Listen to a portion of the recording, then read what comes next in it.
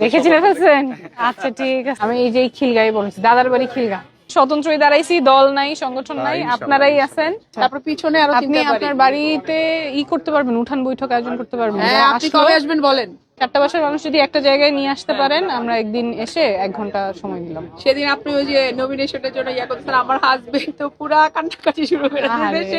আপনার খুব ফ্যান। আপনাদের এই জায়গায় যদি কোনো মানে সহযোগিতা প্রয়োজন হয়, আমি অবশ্যই এই যে আমরা আজকে তো মুগদাই কোনো কিছু, আমি এই জায়গায় স্থানীয় আর কি, মানে আমার আত্মীয় স্বজন সবাই এই জায়গায়। মিলতেছে না না?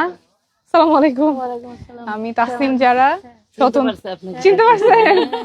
আচ্ছা সারাক্ষণ দেখি তো। আচ্ছা, দোয়া রাখেন। আত্মীয় স্বজন সব গোরান, মালিবাগ, বাসাবো, মুগদা এইসব জায়গায় ছিল। এখানেই বড় হয়েছি। ভিকারনেসে পড়ছি, এরপরে ঢাকা মেডিকেলে গেছি, ওখান থেকে ডাক্তারি পড়ছি, পরে বিদেশে ডাক্তারি পড়ছি, পড়াইছি। সব ছেড়েই আসছি যেহেতু দেশটা করার একটা নতুন সুযোগ আসছে। 10 টাকা তো নাই।